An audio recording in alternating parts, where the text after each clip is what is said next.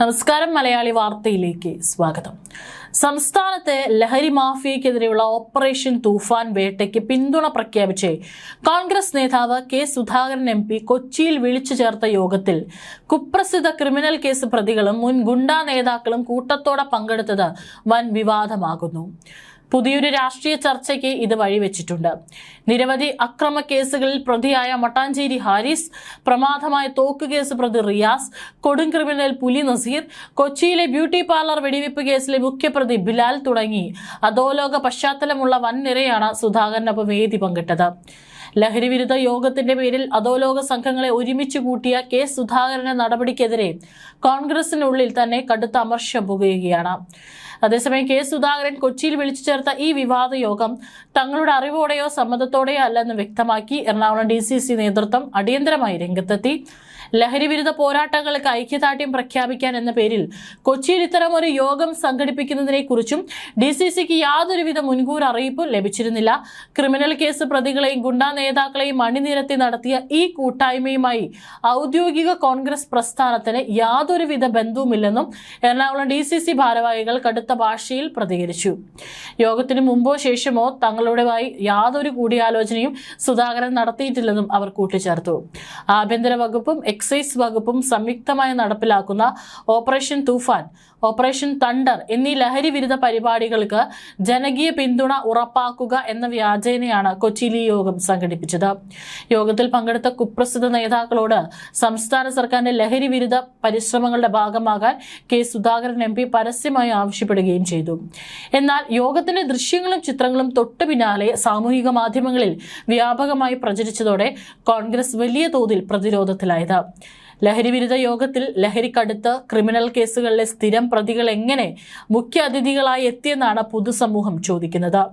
കോൺഗ്രസിലെ ഏറ്റവും മുതിർന്ന നേതാക്കളിൽ ഒരാളും MP-യുമായ കെ സുധാകരൻ കൊച്ചിയിൽ പരിഭ്രാന്തി പരത്തിയ വെടിവെപ്പ് കേസ് പ്രതികൾക്കും ഗുണ്ടകൾക്കുമൊപ്പം പരസ്യമായി വേദി പങ്കിട്ടത് എന്തിനാണെന്ന ചോദ്യം പാർട്ടി അണികളിൽ നിന്നും ഉയരുന്നുണ്ട്. സംഭവം വലിയ നാണക്കേടായതോടെ ഇത് പാർട്ടി ഔദ്യോഗികമായി വിളിച്ചു ചേർത്ത യോഗമായിരുന്നില്ലെന്നും തികച്ചും വ്യക്തിപരമായ താല്പര്യപ്രകാരം നടന്ന അനൌദ്യോഗിക കൂട്ടായ്മ മാത്രമാണെന്നാണ് സുധാകരനോട് അടുത്ത വൃത്തങ്ങൾ നൽകുന്ന ദുർബലമായ വിശദീകരണം. എന്നാൽ ഗുണ്ടാ നേതാക്കളുമായുള്ള സുധാകരന്റെ അവിശുദ്ധ ബന്ധം ആഭ്യന്തര വകുപ്പ് അതീവ ഗൗരവത്തോടെയാണ് കാണുന്നത്. അതേസമയം തന്നെ ഓപ്പറേഷൻ തൂഫാൻ കേരളം മുഴുവൻ നടക്കുകയാണ്. അതിന്റെ ഭാഗമായി നടന്ന സ്പെഷ്യൽ ഡ്രൈവിൽ എറണാകുളം റൂറൽ ജില്ലയിൽ ആകെ 80 കേസുകൾ രജിസ്റ്റർ ചെയ്തു. 85 പേരാണ് അറസ്റ്റിലായത്. ഇതിൽ 5 പേരെ റിമാൻഡ് ചെയ്തു. 2.45 ഗ്രാം MDMA, 115.13 ഗ്രാം കഞ്ചാവ്, 20 കിലോ കഞ്ചാവ് BD, 5.02 gram heroin, 5.34 gram hashish എന്നിവ പിടിച്ചെടുത്തു. ലഹരി മരുന്ന് ചെറിയ അളവിൽ കൈവശം വെച്ചതിന് 40 കേസുകളിലായി 40 പേരെ അറസ്റ്റ് ചെയ്തു. NDPS ആക്ട് പ്രകാരം 21 കേസുകളിലായി 22 പേരാണ് അറസ്റ്റിലായത്. നിരോധിത പുകയില ഉൽപ്പന്നങ്ങൾ കൈവശം വെച്ചതുമായി ബന്ധപ്പെട്ട് 18 കേസുകളിലായി 18 പേരെയും അറസ്റ്റ് ചെയ്തു. റെയിൽവേ സ്റ്റേഷൻ, ബസ് സ്റ്റാൻഡ്, വാഹനങ്ങൾ, ഹോട്ടലുകൾ, ലോഡ്ജുകൾ, സ്ഥാപനങ്ങൾ തുടങ്ങിയ ഇടങ്ങളിലും പരിശോധന നടന്നു. വരും ദിവസങ്ങളിൽ സ്പെഷ്യൽ ഡ്രൈവുകൾ തുടരും.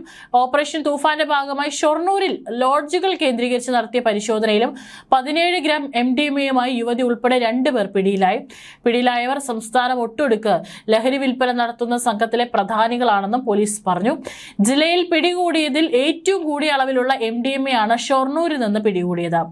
ബാംഗ്ലൂരിൽ നിന്ന് വൻതോതിലുള്ള ലഹരി നാട്ടിലെത്തിച്ച് ചില്ലറ വിൽപ്പന നടത്തുന്ന സംഘത്തിലെ പ്രധാനികളായ പട്ടാമ്പി സ്വദേശി മുഹമ്മദ് ആഷിഖ്, പാലക്കാട് പുതുപ്പരിയാരം സ്വദേശിനി ഷാജിറ എന്നിവരാണ് ജില്ലാ ലഹരി വിരുദ്ധ സ്ക്വാഡിന്റെ വലയിൽ വീണത്.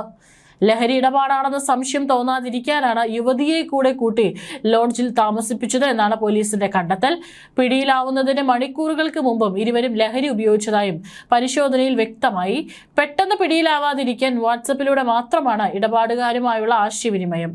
പോലീസിനെ കണ്ണുവെട്ടിക്കാനായി വാടകയ്ക്കെടുത്ത കാറുകൾ ഇടയ്ക്കിടെ മാറി മാറി ഉപയോഗിച്ചാണ് ഇവരുടെ ലഹരി കച്ചവടം.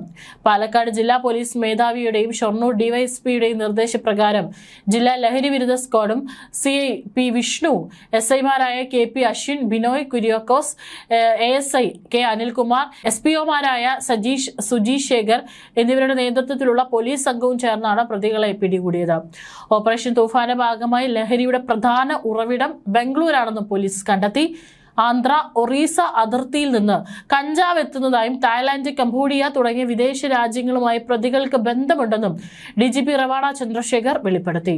ലഹരി മാഫിയയ്ക്കെതിരെ ശക്തമായ നടപടികളുമായി മുന്നോട്ടു പോവുകയാണെന്നും തുടരന്വേഷണം കൂടുതൽ ഊർജിതമാക്കുമെന്നും അദ്ദേഹം വിവരിച്ചു.